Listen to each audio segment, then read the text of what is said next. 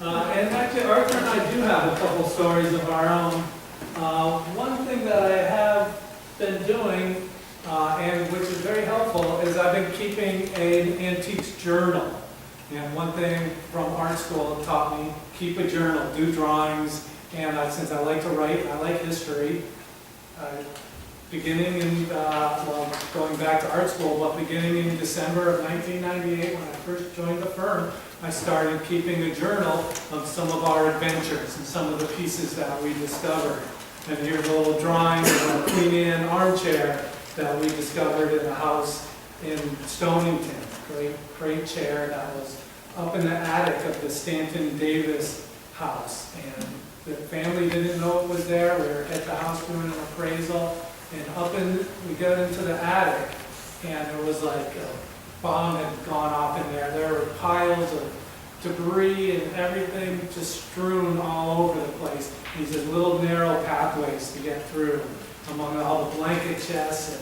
And in one corner under the eaves was a pile of old buffalo robes and muskrat coats and just all this kind of weird fur piled up. But under the fur, I could see the little kind of about 3-inch, 6-inch square of the carving of a Queen Anne chair on the crest rail of a Queen Anne chair. I thought, well, there's something to investigate.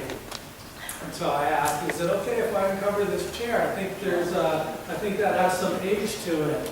And the owner said, yeah, sure, let's see what it is. And we took it out, and as we uncovered it, we uncovered a relic, a surviving Queen Anne chair from 1740, 1760 with the original leather upholstery, and it turned out to be an armchair with a leather back and a leather seat.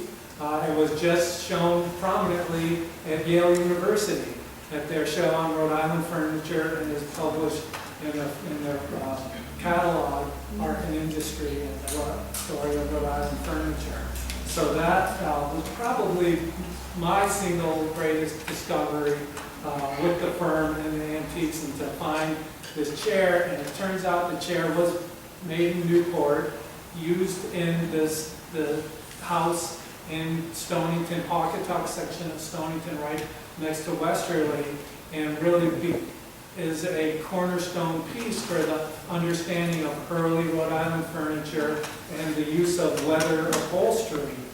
Leather was used more commonly, I think, than we are aware, because it was much more economical to use leather from the local cows rather than to import fabric from England or go to one of the larger cities to get your fabric. Textiles was so valuable. So this original leather upholstery is really much a great part of the story. But it had survived in that attic, covered up by muskrat coats and buffalo robes through the 1938 hurricane, which blew part of the house away and the corner of the attic away, but the other corner of the attic. And so this was under there and survived, and the gentleman, we ended up negotiating with him and eventually bought it. I think it was the only antique that family ever sold. And his kind of justification or explanation of selling it was that he did not know which branch of the family it came from. His father did not know, and he was 85 when we were dealing with him. His father did not know because his father was a real family historian. And he said he certainly would have brought it down from the attic if he knew it was there.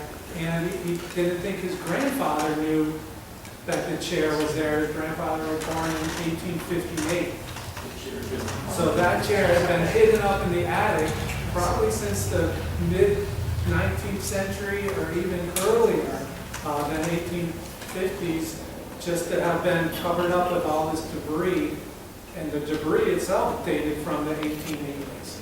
So it's a really interesting story in the way that this kind of preservation of items really in the most unlikely circumstances.